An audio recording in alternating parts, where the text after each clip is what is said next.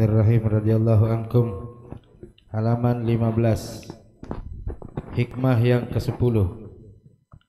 Dalam kesempatan lain beliau berkata, ad-dunyal mahmudatu hiyallati yasilu biha ila fi'li khairin aw yanhu biha min fi'li syarrin wad-dunyal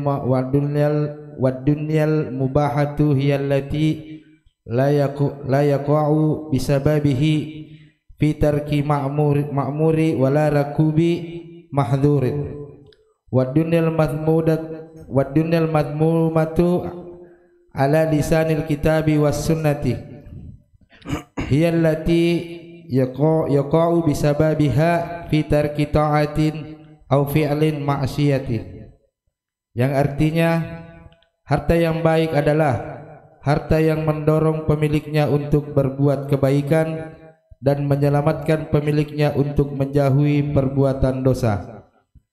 Harta yang dibolehkan adalah harta yang tidak menyebabkan pemiliknya meninggalkan sesuatu yang wajib dan mengerjakan sesuatu yang dilarang. Sedangkan harta yang tercela adalah harta yang dicela oleh kitab suci Al-Quran dan sunnah baginda Nabi Muhammad sallallahu alaihi wasallam. Maksudnya adalah harta yang menyebabkan pemiliknya meninggalkan ketaatan serta mendorong pemiliknya untuk berbuat maksiat. Bismillahirrahmanirrahim. Sallallahu alaihi sayyidina Muhammad wa alihi wa sahbihi wa man wala hawla wa la quwwata illa billah. Ba'd. Al-hikmatul ashiratu. Berkata Al-Imam Al-Habib Abdullah bin Alawi bin Muhammad Al-Haddad di dalam kitab Al-Hikam, hikmah yang ke-10, ad-dunya al-mahmuda, dunia yang terpuji. Di dalam pandangan Islam, dunia yang terpuji, dunia yang seperti apa? Hiya allati yasilu biha ila fi'li khairin, yaitu dunia yang mendekatkan mereka dengan itu dunia kepada Allah Subhanahu wa ta'ala. Tapi konteks dunia di sini yang dimaksud adalah harta, ya. Karena termasuk fitnah yang susah untuk dihindari oleh manusia berkaitan dengan apa yang ada di dalam kehidupan dunia. Salah satunya adalah harta. Ada peribahasa yang sering kita dengar, tahta harta wanita. Itu semua bagian daripada dunia. Nah, termasuk yang kejam adalah harta. Cuma di sini Imam Al-Haddad dalam hikmah ini menjelaskan kepada kita, tidak semua harta itu membawa fitnah, membawa kehancuran, membawa kesengsaraan. Tinggal bagaimana orang yang mengelola harta ini. Seperti yang semalam kita sudah katakan, terbagi menjadi dua orang yang mencari. Ada orang yang mencari ilmu, ada orang yang mencari harta. Seperti itu juga dengan ilmu.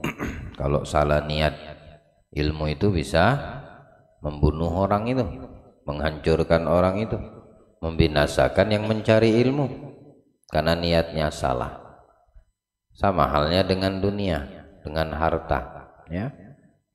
Oh, kalau perempuan sama saja. Kalau seandainya salah pilih perempuan, tidak jelas hanya menjadi tolak ukur cantik, itu bisa menghancurkan agamamu, bisa menghancurkan Islammu, bisa menghancurkan imanmu.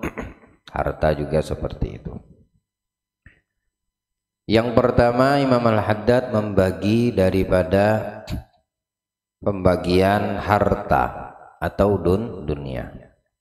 Harta yang terpuji yang bagaimana? Harta yang terpuji, kekayaan yang terpuji itu yang bagaimana? Ialah yang memiliki dengan harta tersebut si pemiliknya mendekatkan diri kepada Allah. Jadi dengan hartanya dia mengeluarkan zakatnya, dengan hartanya dia berinfak, dengan harta dia keluarkan di jalan Allah Subhanahu wa ta'ala. Nah, ini harta dunia yang ada di tangannya terpuji. Jadi bukan kita dilarang di dalam Islam untuk berbanyak-banyak harta. Lantas bagaimana firman Allah, alhaakumut takatsur, tertipu orang yang celaka atau tertipu orang yang berbanyak-banyak harta, mengumpulkan bergelimang? Ya karena mereka tidak mengetahui cara mengelolanya. Namun perlu kita garis bawahi, yang namanya harta, yang namanya dunia, 99% banyak orang terjerumus dengannya, halak, hancur, binasa. Hanya 1% yang selamat. Ya. Nah, kalau kamu merasa mampu, silakan cari harta, kumpulkan dunia. Tapi kalau kamu merasa bakal terfitnah dengan itu, maka bersyukur dengan apa yang ada. Cukup engkau bekerja untuk memenuhi standar kebutuhanmu, istri dan anakmu. Tapi kalau untuk menyimpan investasi berbanyak-banyak, apa gunanya yang seperti itu? Yang ada dia nanti harta tersebut menuntut kita. Dari mana caranya, bagaimana cara dapatinya, dikemanakan? Oh ternyata tersimpan banyak di bank, nggak dimanfaatkan dengan baik. Orang yang banyak harta, yang dikuasai oleh dunia, masalah harta, akan timbul sifat bakhil, akan timbul sifat kikir, pelit, perhitungan dan lain sebagainya. Nah, ini fitnah daripada harta tadi. Tapi kalau hartanya itu terpuji dari sudut pandang Islam, dia tidak enggan, dia tidak berat untuk menjadikan harta itu kendaraan baginya di akhirat.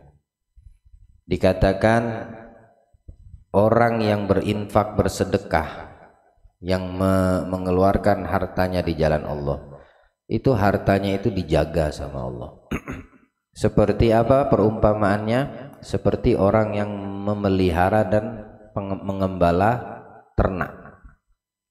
Kamu kalau tugas dan kerjamu mengembala, beternak, mau itu ayam, mau itu kambing, ya, pasti kamu akan berpikir bagaimana ini kambing yang ada padaku, sepasang kambing ini dia beranak, biar tambah banyak. Nanti dari anak keluar lagi anak, bercucuk kambingnya sampai banyak. 1 rupiah yang kita sedekahkan itu di jalan Allah, ikhlaskan Allah, itu dijaga sama Allah. Makanya nanti di akhirat balasannya itu 10 kali lipat, 1000 kali lipat, 100.000 kali lipat. Padahal yang dia sedekahkan cuma satu perak. Karena dijaga sama Allah, ya, dirawat, akhirnya menumpuk banyak. Ya. Nah, ini kalau tabungan akhirat, dititipkan sama Allah, dititipkan sama Allah. Jadi dia punya harta itu dikeluarkan di jalan Allah. Ini dia punya harta dunia yang ada padanya itu mahmuda. Termasuk harta atau dunia yang terpuji apa? Yanju biha min fi'li syarr, menyelamatkan dia si pemilik harta tadi dengan harta yang ada pada dirinya itu, dia selamat daripada apa? Daripada perbuatan yang buruk. Karena sebab hartanya tadi itu dia gunakan untuk mendapatkan ridho Allah, atau harta tersebut tidak membuat dia terjerumus kepada fitnah dan malapetaka. Dia bisa selamat dengan harta yang ada pada dirinya. Dia terjauhkan dengan harta tersebut dari mencuri, ya, daripada berbuat dolim. Dia hartanya tidak menjadikannya seperti itu, dia selamat daripada dunia yang ada pada dirinya.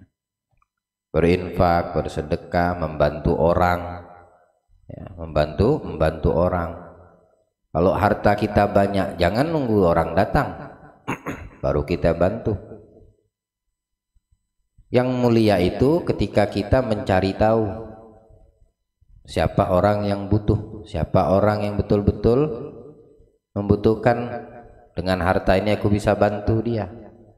Nah, itu baru betul. Bukan menunggu orang. Kalau yang menunggu orang itu namanya as-sa'il, orang yang minta-minta, pengemis. Dia pasti datang. Tapi ada orang yang tidak mau minta-minta, dia tidak mau minta kepada manusia. Dia lebih memilih sabar, dia lebih memilih qanaah, dia lebih memilih cukup apa adanya. Dia malu untuk meminta, kecuali kalau muttar, darurat, urgent, itu pun dia meminta bantuan karena keadaannya. Selain itu dia tidak akan meminta-minta, seperti yang Allah firmankan dalam Al-Qur'an, walladzina fi amwalihim haqqun lis-sa'ilin wal mahrum, ya, walladzina fi amwalihim haqqun ma'lum lis-sa'ilin wal mahrum. Haqqun ma'lum ini apa? Orang-orang yang memiliki harta, orang-orang yang di dalam hartanya banyak hartanya. Haqqun ma'lum, zakat dikeluarkan. Haqqun ma'lum, dia memiliki harta banyak, dia keluarkan zakatnya. Lis-sa'ilin, kemudian terhadap orang yang minta-minta, pengemis, orang yang butuh, yang datang meminta, dia keluarkan, dia bantu itu orang pengemis. Wal mahrum ay muta'affif bis-sa'il, anis su'al. Muta'affif itu artinya dia yang menjaga kehormatannya, dia tidak mau minta-minta kepada orang yang berharta ini. Seandainya dia meminta, dia dikasih. Yang datang minta aja dikasih, tapi dia menjaga kehormatan harga dirinya, dia tidak mau minta. Dia lebih memilih untuk bersabar, dia lebih memilih untuk qanaah, seperti hikmah yang sebelumnya, ya. Apa dikatakan oleh Imam Al-Haddad, man lam yadfa anhul faqra qalilul man lam yuhassil lahul ghina katsiru. Orang yang tidak merasa cukup dengan sedikit harta, maka banyak harta tidak akan membuatnya bersyukur atau merasa cukup. Ini orang at-ta'affuf anis su'al lis-sa'ilina wal mahrum. Al-mahrum ini artinya orang yang terhormat, dia menjaga kehormatan dirinya daripada minta-minta. Tidak terkecuali kalau memang keadaan mengharuskannya. Nah, ini diceritakan bahwasannya turun ini ayat untuk mereka yang jihad fisabilillah tapi tidak memiliki harta benda, dia tidak minta. Ini yang berhak untuk dibantu. Orang yang minta-minta sengaja datang minta, ya bantu dengan harta. Tapi mulia lagi kalau yang si pemilik harta mencari tahu siapa orang yang butuh, orang yang memang butuh bantuan, namun dia menjaga kehormatan dirinya sehingga dia tidak mau minta. Lalu kita bantu ini orang. Oh, masya Allah, ini ada namanya al-mahrum, lis-sa'irina wal mahrum. Apa dalam Al-Quran,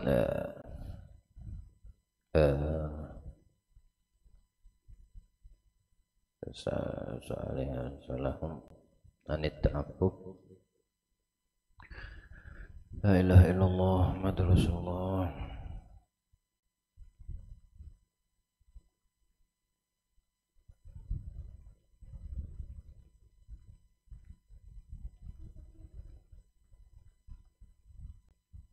Asal ta'affuf al-awniya aminat ta'affuf, ayatnya lah, ada yang ingat ayatnya?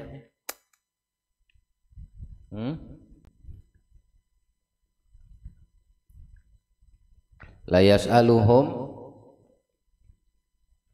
la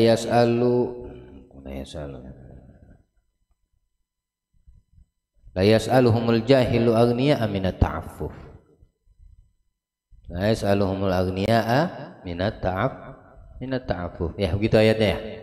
Hah? La yas'aluhumul jahilu aghniya'a minat ta'affuf. Ai ta'affuf almarhum, orang yang tidak mau minta. Dia menjaga kehormatan ini dari minta-minta. Padahal dia butuh. Nah, kita membantukan harta kita kepada ini orang itu lebih utama, lebih afdol, lebih besar pahala pada orang yang datang minta.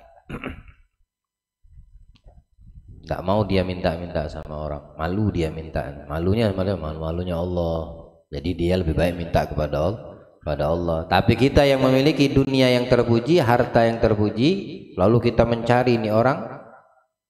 Nah, mencari bagaimana bisa tahu? Jangan dikira orang yang punya rumah atau rumahnya besar, dia itu orang kaya, belum tentu. Belum tentu. Kita tidak bisa menduga orang yang menurut kita dia tidak butuh, dia buka itu orang tidak susah, padahal dia susah. Hanya saja dia tidak mau meminta kepada orang, dia tidak mau menunjukkan kesusahannya kepada orang. Tahu dari mana alamatnya? Simahum, di dalam kita menilai ya.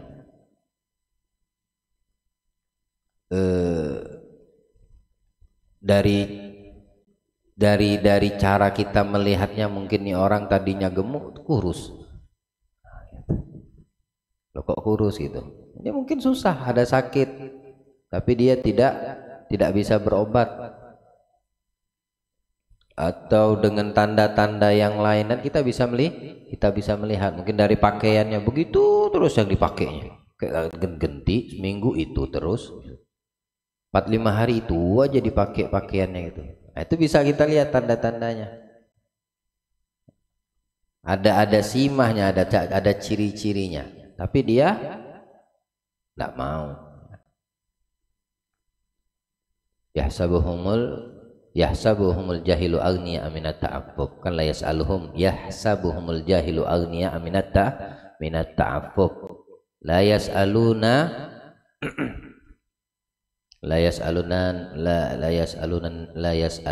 nasa ilhafa. Ada ayat sebelumnya itu. Ta'rifuhum bisimahum la yas'alunan nasa ilhafa. Tandanya, ciri-cirinya dia tidak kelihatan tampak dari sosok itu orang, dia ada yang berubah dari dirinya, mungkin raut wajahnya atau dari kata-kata dan kalimatnya, tapi dia tidak mau meminta. Nah, ini kita bantu, masya Allah, berkah kita punya harta. Jadi harta yang berkah itu yang dikeluarkan, bukan yang ditumpuk, bukan yang disimpan di bank. Kalau sudah bicara masalah banknya, ada bank A, B, C, D, E, 4 bank dia punya. Konvensional, belum lagi bank syariatnya. Masya Allah, begitu banyak bank. Terus lihat tidak ada saldo. Nggak ada saldo ya artinya tidak ada berkahnya gitu, walaupun banyak. Arti tidak ada saldo, tidak ada duit di bank itu, duit itu orang itu dikatakan banyak hartanya ketika dia punya harta itu bisa dirasakan, dinikmati orang di sekitar. Keluarganya ada yang tidak mampu, bantu. Tetangganya bantu. Nah, mungkin orang Islam, orang yang beriman tidur nyenyak kenyang perut, tetangganya lapar dalam keadaan susah, sedangkan dia menumpuk harta. Nah, ini numpuk ini yang bakal ditanya nih, harta yang bertumpuk-tumpuk ini tadi ditanya nanti, berat dia, hisabnya panjang. Kalau halal ditanya, kalau haram diadab, repot. Maka orang yang mengerti harta yang terpuji itu bagaimana? Harta yang dia bisa dengan harta tersebut menyampaikannya kepada kebaikan atau menyelamatkannya daripada keburukan. Fa amman a'ta wattaqa, dan adapun orang yang a'ta, memberi, loyal, berinfak, bersedekah fisabilillah, membantu orang yang tidak mampu, menyantuni yatim ya, nyentunin orang-orang yang fakir miskin, atau wattaqa, dan dia bertakwa kepada Allah, dia takut, sampai Nabi mengatakan ittaqun nar walau bisyikki tamrah, Takutlah api neraka walaupun dengan sedekah satu kurma. Artinya sedekah itu menjadi tameng si orang yang bersedekah daripada siksa neraka. Hingga Nabi itu mengumpamakan sedekah dengan satu biji kurma. Lalu bagaimana orang yang di dalam lemarinya itu ada kurma semua, misalnya artinya duit semua gitu, belum lagi di bank itu ya, di bank A ada 100 dos kurma disimpan, ya sedekahin gitu kurmanya. Di bank B ada 50 dos kurma, ya keluarkan di jalan Allah kurmanya. Siapa tahu dengan satu biji kurma tadi itu bisa menyelamatkan kamu daripada siksa neraka. Ada di yaumul mahsyar, yaumul qiyamah itu ada naungan payung peneduh namanya dhillis shadaqah, naungan sedekah namanya. Jadi yang masuk ke dalam naungan itu saat matahari cuma satu jengkal dari kepala manusia.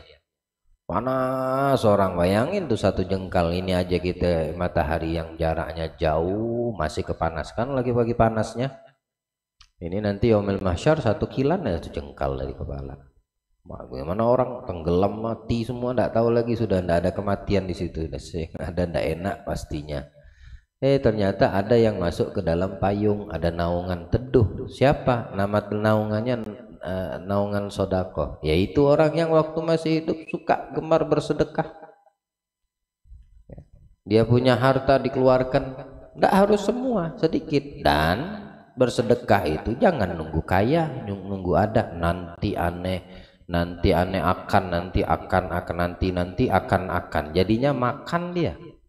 Sampai kapanpun dia makan, nggak bakal dia sampai seperti itu. Nggak nunggu harus kaya, nggak nunggu harus banyak duit. Ente ada duit 10.000, 1.000 perak ente sedekahin, 2.000 ente sedekahin, atau separuhnya 5.000 ente sedekahin. Mungkin saja sedekah ini yang menjadi tameng menyelamatkanku dalam di akhirat nanti daripada siksa neraka. Oh, kalau seandainya sedekah yang dikit malu loh, malu berarti kamu tidak ikhlas ya. Orang yang beramal baik perasaan tidak enak, tidak ikhlas itu namanya. Atau melakukan satu amal baik malu juga tidak ikhlas, percuma dilakukan. Jadi ya kalau gitu nggak usah lakukan, rugi. Karena yang kita lakukan ini semata ibtigha wajhullah, untuk mengharap ridho Allah. Kenapa mau dengarkan omongan orang? Kalau dilihat sama orang aneh, sedekah cuma 500 perak. Ini orang uang sholawat jalan gitu, ini ada 500 perak, sungkan banget ngeluarin, malu nanti dilihat anak masukin. Kamu sedekahnya nggak jadi baik 500 perak. Tapi kalau ibtigha wajhullah, mungkin 500 itu menjadi penyelamatmu dari neraka Allah. Kalau kamu malu berarti kamu tidak ikhlas. Takut dia malu karena dibilangin sama orang, aduh masa 500 nanti sedekah. Atau dirinya sendiri yang berarti yang masalah di hatinya, bukan dari orang yang melihatnya. Dia masih mempedulikan orang di sekitarnya. Nah, berapa hikmah yang sebelumnya kalau seandainya kita berbuat, yang penting kita tujuan ridho Allah ya. Tidak peduli omongan orang, mau orang benci, mau orang ngomongin kita, yang penting Allah ridho sama aneh. Ridho sama aneh. Ini orang yang pinter namanya. Dia tidak mau tahu urusan orang. Dia tidak mau peduli sama orang urusan. Yang penting yang aneh lakukan di sini Allah nggak murka, selesai. Yang penting yang kulakukan daripada kebaikan ini Allah ridho sama aneh. Sudah, tidak usah peduli sama orang lain. Ada kadang-kadang orang bersedekah digenggam tangannya ya, digenggam masuk. Atau kalau di masjid itu kita lihat kadang-kadang Jumat itu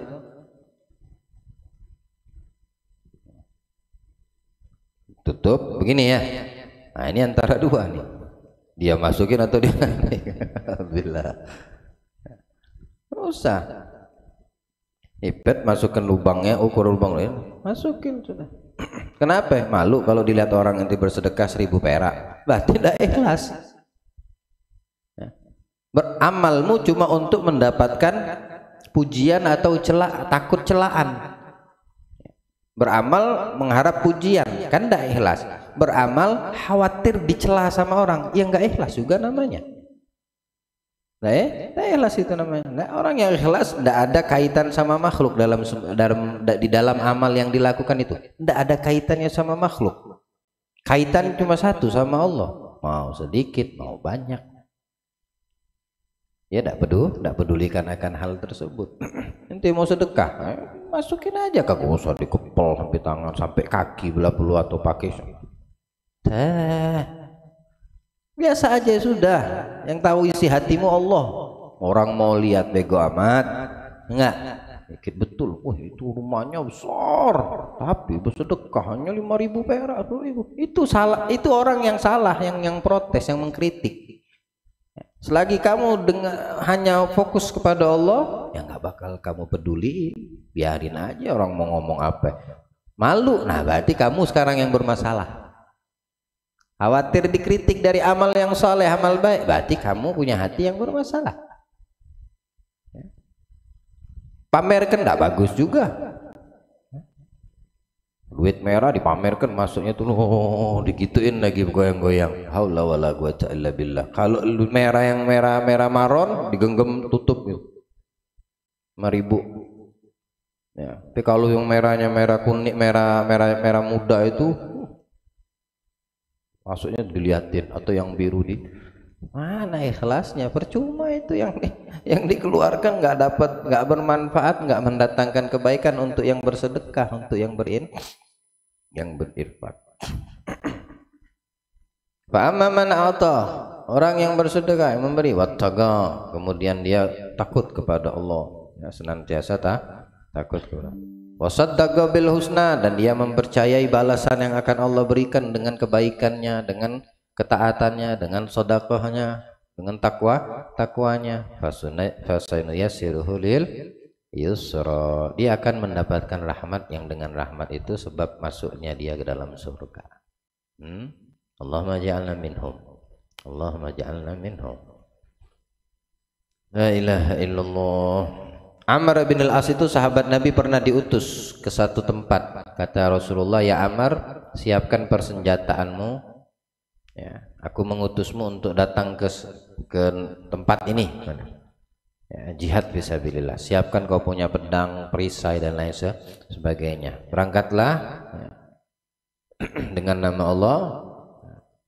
Kamu di sana akan mendapatkan nanti banyak rampasan, banyak harta, bilang Nabi. Kamu bakal di sana dapatkan banyak harta. Kata Amr bin al-As, ya Rasulullah, aku nih masuk Islam karena cinta sama Islam, dan aku ingin selalu dekat denganmu, bukan karena harta yang banyak. Dengan aku engkau utus ke satu tempat ini, jihad fisabilillah, bukan itu tujuanku. Aku masuk Islam ini karena aku cinta kepada Islam. Yang kedua, karena aku ingin dekat denganmu. Apa jawab Nabi? Ni'mal malu as-salih fi yadir rajul salih. Harta yang baik, yang halal, yang bagus itu kalau berada di tangan orang yang bagus, orang yang soleh, pas. Karena kenapa orang yang soleh itu tahu bagaimana mentasarrufkan hartanya, dunianya. Tapi kalau harta yang halal di tangan orang yang bakhil, tidak bagus itu jadinya. Dia tidak bakal mengeluarkan harta yang ada, ditumpuk disimpan.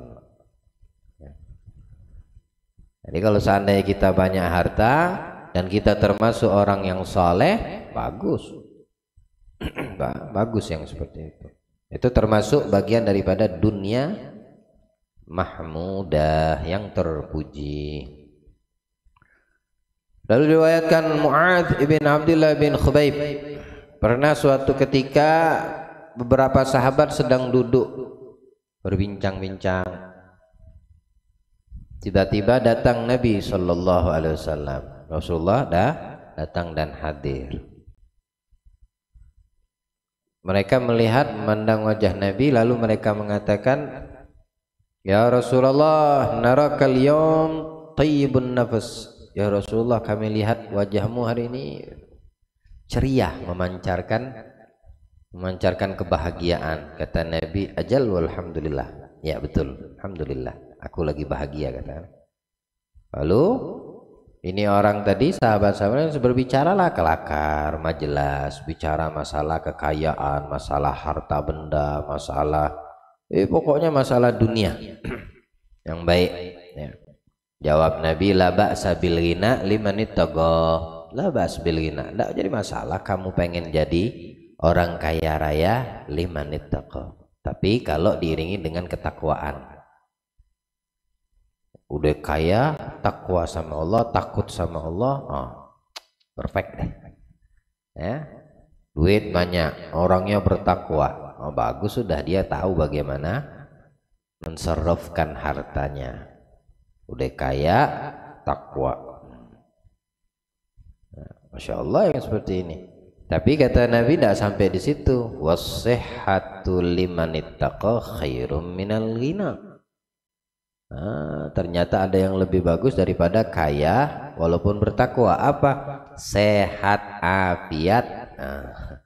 Itu lebih untuk yang bertakwa. Udah sehat afiat, dia bertakwa pada Allah, lebih afdal dari orang yang kaya walaupun dia bertakwa.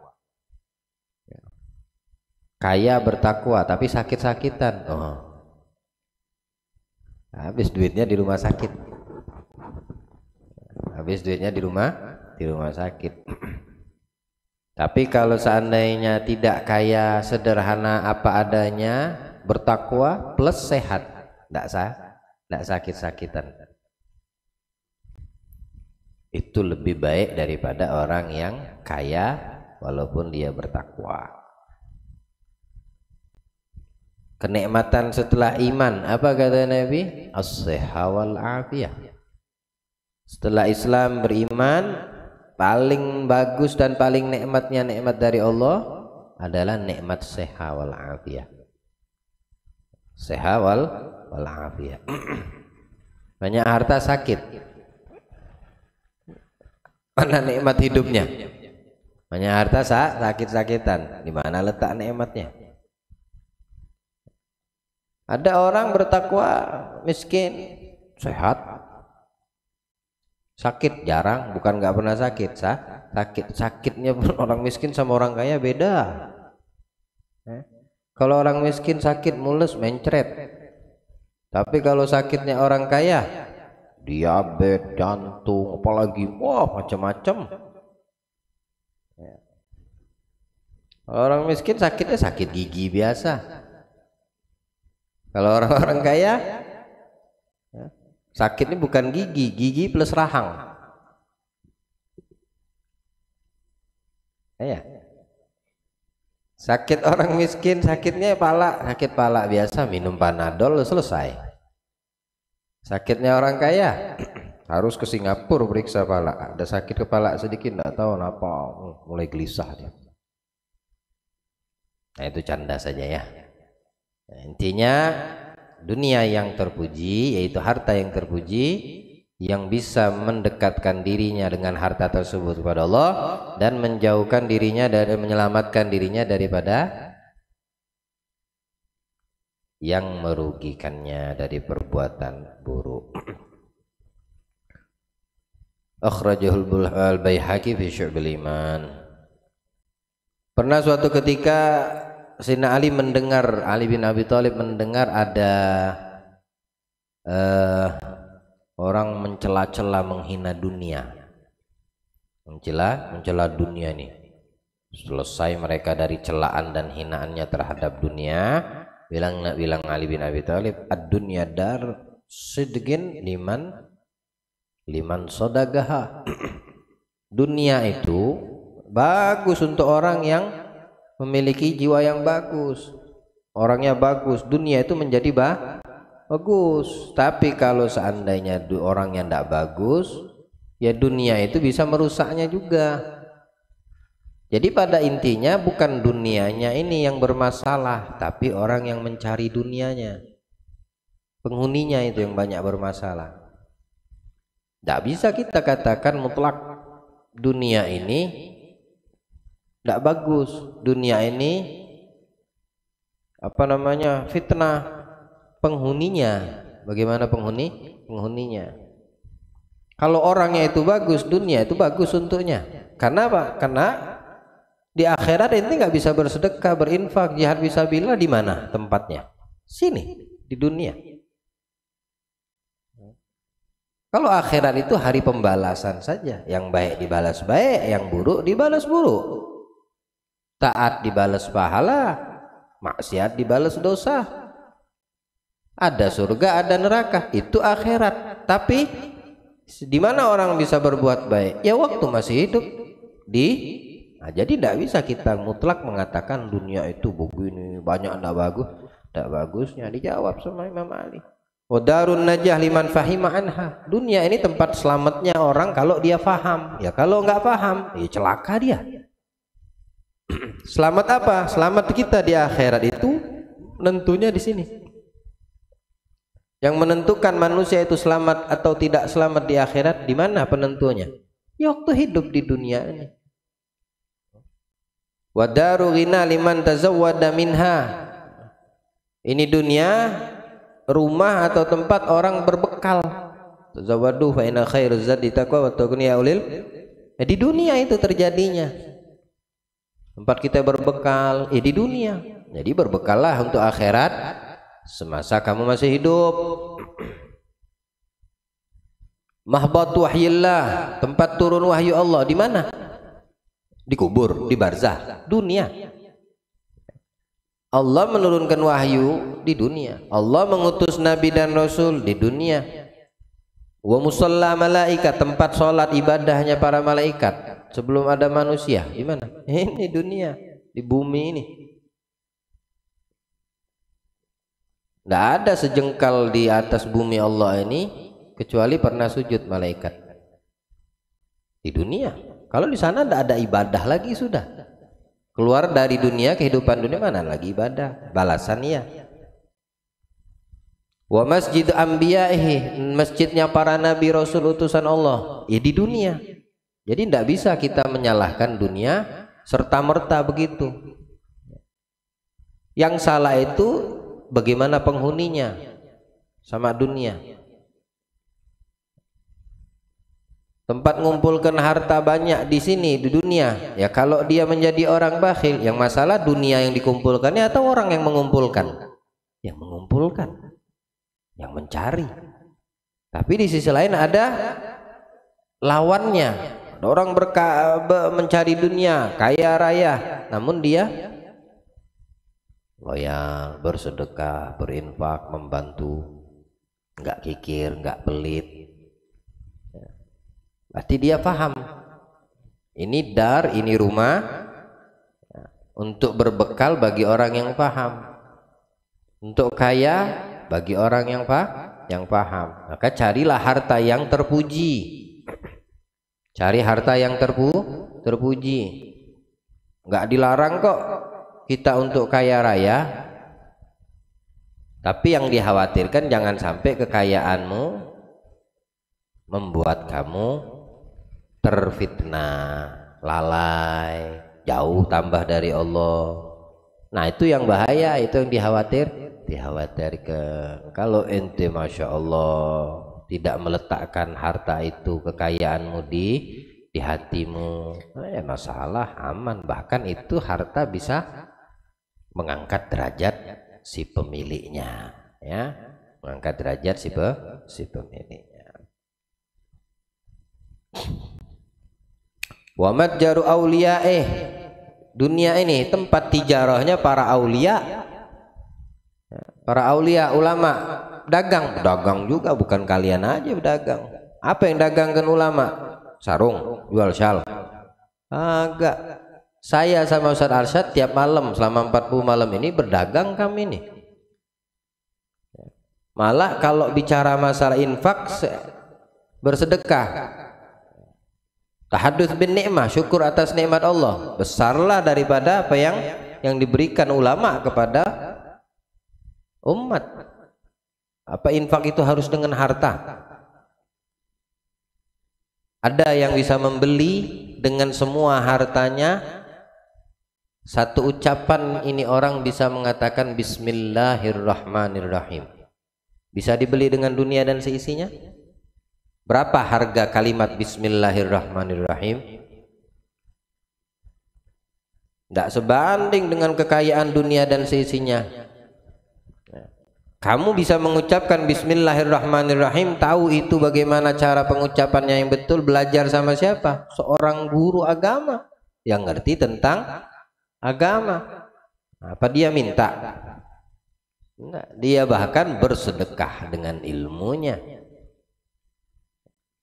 Nah, ini perdagangan para ulama.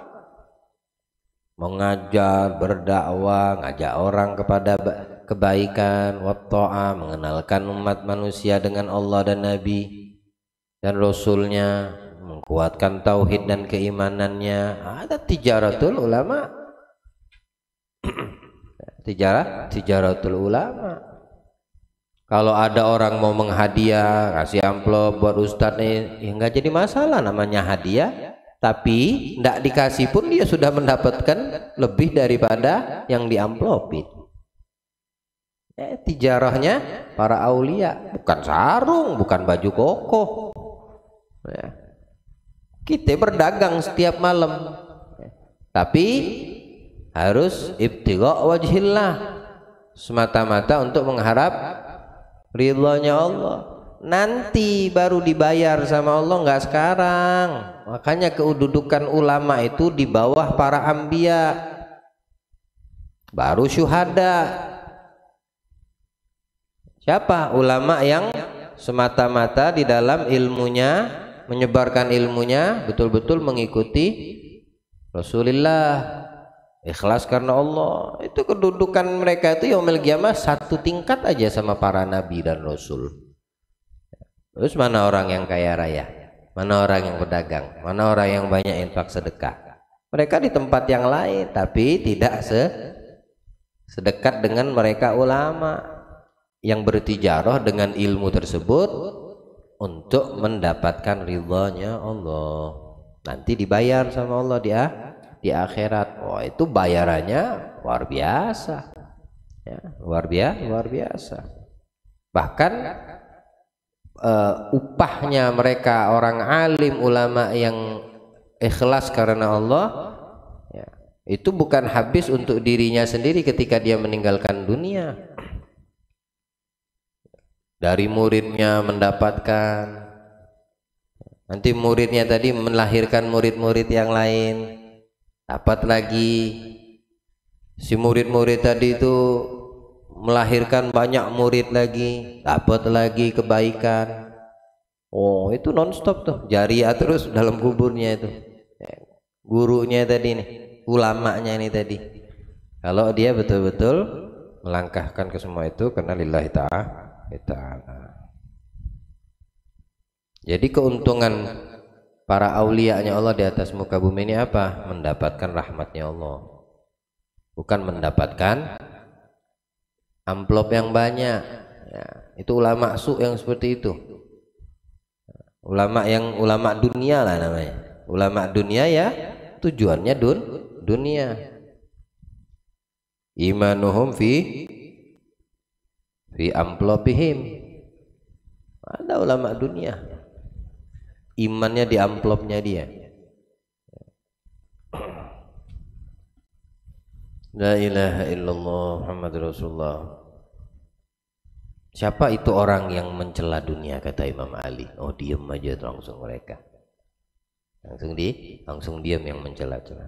Nah, itu dunia yang terpuji yang pertama. Yang kedua kata Imam Haddad, ad-dunyal mubahah, dunia yang mubah. Apa itu dunia yang mubah?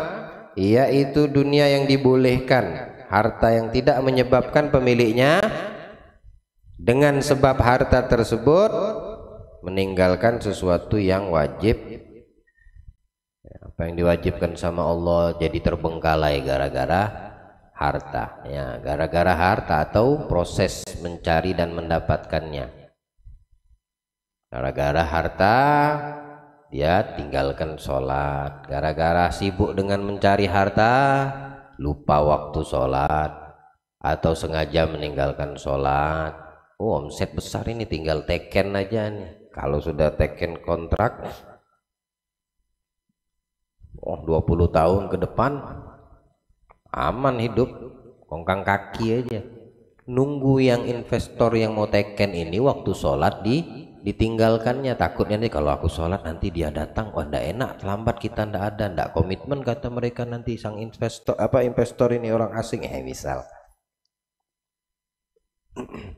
Celaka dunia seperti harta yang seperti itu untuk dia.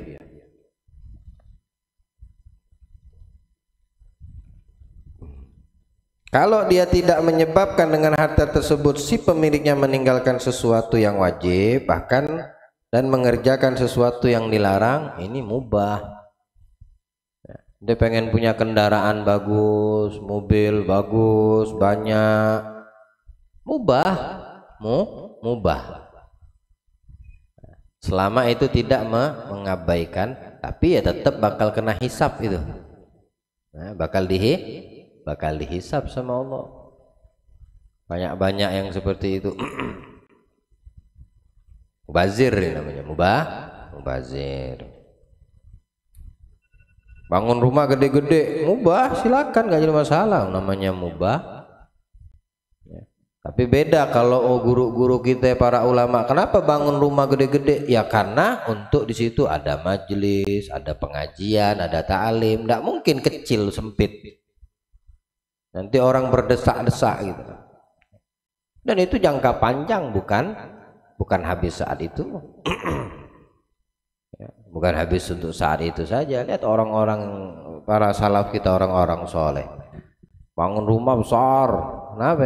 Ya karena dia dengan fasilitas seperti itu bisa menampung orang banyak, atau orang mau mengadakan acara, atau orang mau mengadakan majelis, atau bangun pesantren misalnya tadi, ya butuh tempat lah. Manusia ini bukannya burung cukup di dalam sangkar, ini manusia besar, ada yang badannya gemuk, ada yang badannya kurus, kayak Hamdan, kayak Nanang, kayak Adi, gemuk ya. Ada yang kurus, ya siapa nih, Muhammad, Fadil, anaknya Bobby, kurus-kurus ya. Kalau yang hadir seperti ini yang kurus-kurus, ya cukup aja, nggak usah gede-gede. Tapi kalau yang hadirnya di mix, ada yang gemuk, ada yang ini ya. Tuh halaman majelis kita tuh, kalau seperti saudara Ido yang datang, berapa tumpuk kalian ini dikalikan ya, 10 Ido tuh bisa, nah kayak gede, bangun kening enggak besar sekalian.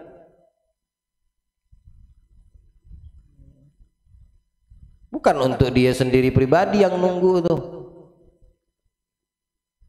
Udah ngibain sih Ido nih. Ya Allah Ido, kalau nonton minta maaf ya. Ya Beb, alhamdulillah.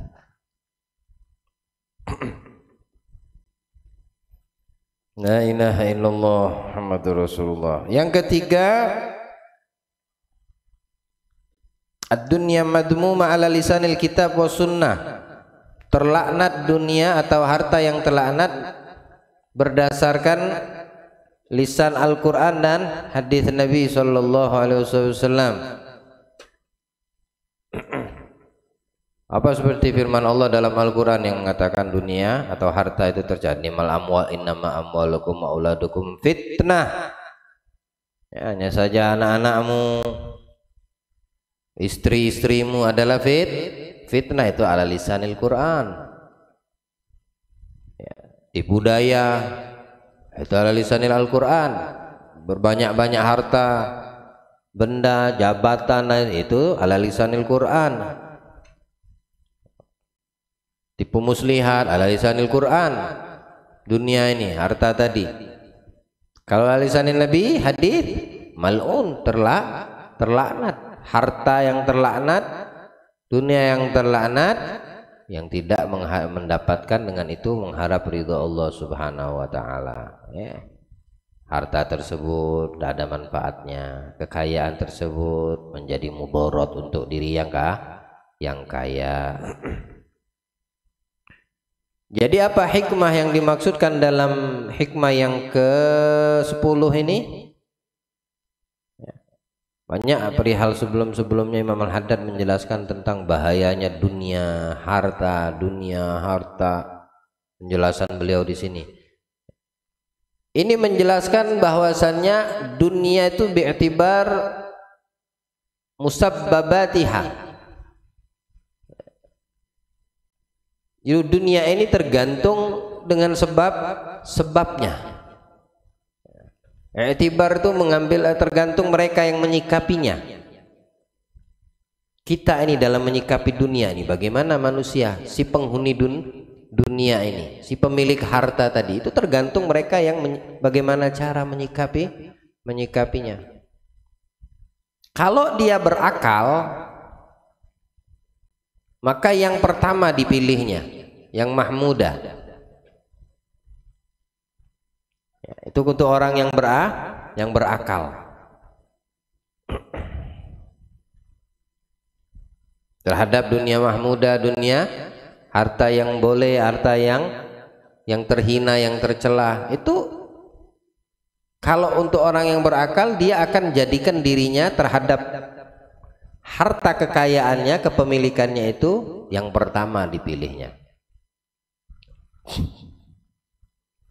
Kemudian atau dia memilih yang kedua. Kalau yang berakal memilih yang kedua, yang pertama. Atau dia memilih yang kedua, yang mubah tadi, harta yang mubah. Cuma diniatkannya untuk taat kepada Allah. Diniatkan untuk taat. Karena dari sesuatu yang mubah itu kalau diniatkan taat menjadi sunnah. Tapi jangan pilih yang ketiga untuk orang yang berakal. Kalau dia pilih yang ketiga, halak, hancur, binasa dia, rugi dia nanti di hari kiamat. Abu Bakar As-Siddiq itu pernah dikasih orang minum air madu. Sayyidina Abu Bakar Siddiq kasih, nangis sejadi-jadinya di masa kepemimpinan beliau menjadi khalifah. Yang hadir ikut nangis, yang hadir nangis tadi udah selesai nangis, tapi beliau masih nangis sampai ditanya sama yang hadir, ya Khalifah Rasulullah, kenapa nangis? Aku teringat, katanya, dulu Rasul sallallahu alaihi wasallam ketika aku duduk sama beliau, tiba-tiba Nabi Muhammad bilang menolak, seperti menolak sesuatu, padahal tidak ada apapun yang dilihat. Nabi Muhammad menolak sesuatu. Tidak mau, kata Nabi, pergi, menjauh, kata Rasulullah sallallahu alaihi wasallam. Maka aku bertanya, ya Rasulullah, kenapa berbuat seperti itu? Apa yang kamu tolak? Apa yang kamu tidak mau terima? Apa yang kamu usir? Kata Rasulullah, ditamsilkan dunia datang kepadaku, menawarkan dirinya untuk aku pinang, untuk aku terima, kata Nabi. Tidak mau, ilaiki anni, kata Nabi. Jauh, jangan mendekat, kata Nabi. Ditolak sama Nabi. Tapi tidak ada sosok, tidak ada benda, tidak ada zat. Allah mentamsilkan seperti itu kepada dan dilihat oleh Abu Bakar. Tsumma raja'at, lalu ke dunia tadi setelah diusir sama Nabi datang lagi. Dia mengatakan seperti ini kepada Rasul, in aflatta minni falan yanfalita minni man ba'dak. Ya Muhammad, ya Rasulullah, kamu bisa menolak aku, tapi orang-orang setelahmu tidak bakal mereka bisa menolak aku. Mereka akan kecantol denganku, kata dunia. Kamu selamat, tapi orang setelahmu tidak akan selamat dariku. Mesti mereka kecantol pada kemewahanku, fitnahku, semua. Nah, ini udah janji dunia sama Nabi. Ya. Teringat itu, nangis itu Sayyidina Abu Bakar. Ya. Nangis itu, air madu itu dianggapnya seperti dunia yang lagi seger-segernya panas, minum air air madu yang manis, yang seger gitu. Dia teringat akan kejadian ini, ya Allah, dunia diberikan datang kepadaku. Akhirnya nggak diminum. Dia lebih memilih tidak meminum, karena ini dikatakan, dia mengatakan untuk diri ini dunia, ini memuaskan nafsu. Karena teringat Nabi. Dia tidak mau termasuk hamba yang setelah hawa Nabi tercantol dan terpikat dengan dunia tadi, karena janjinya dunia. Nabi bisa selamat, tapi orang setelahmu tidak akan selamat dariku, kata dunia tadi. Nah, dalam hadis saya Nabi mengatakan, yanju awal ummati awal hadi ummah bizuhdi wal wara. Selamatnya, suksesnya umat manusia yang awal, orang-orang terdahulu itu apa? Dengan zuhud, menjauh dari dunia serta menjaga yang halal untuk dirinya. Berhati-hati, wara, hati-hati betul dia terhadap urusan dunia. Selamat nih orang. Wa yahliku awal akhir hadil ummah, umat yang terakhir kata Nabi itu halak, binasa. Dengan apa? Bitulil amal wal hirs bil hirsi wa tulil amal, dengan serakah, tamak, dan panjang angan-angan. Nah, ini umat akhir zaman nih kata Nabi yang seperti itu. Selamatnya orang-orang yang dahulu, orang-orang awal lo, manusia-manusia beriman yang sebelum kita itu karena dia zuhud, menghindar, menjauh dari dunia dan berhati-hati terhadap dunia. Tapi binasanya umat di akhir setelah orang-orang generasi sebelumnya ya karena mereka serakah dan panjang angan-angan. Amalnya macam-macam dipikir, seolah-olah dia tuh nggak meninggal, seolah-olah dia bakal seumur hidup terus nggak mati-mati itu ya. Dan terhadap urusan dunia serakah. Nah, itu membinasakan orang tersebut. Tidak selamat itu orang yang kedua ini, umat yang kedua ini, kalau seandainya tidak ada zuhud dan warok dalam dirinya ya. Selamat dia kalau seandainya ada zuhud dan warok ya. Binasa orang-orang kalau seandainya ada sifat tamak, serakah, dan panjang angan-angan ya. Semoga Allah selamatkan kita insyaallah, dijaga kita daripada fitnah dunia dan dijadikan kita manusia yang mendapatkan dunia terpuji serta senantiasa bertakwa kepada Allah dimanapun kita berada, dan selalu kita bisa mengeluarkan daripada titipan Allah harta benda di jalan Allah semata mengharap ridha Allah, mendapatkan daripada pahala yang besar di sisi Allah, dan bisa memuliakan dengan harta yang ada pada kita kelak kita di akhirat. Amin ya rabbal alamin. Wassallallahu ala sayyidina Muhammadin wa alihi wasallam. Alhamdulillah rabbil alamin.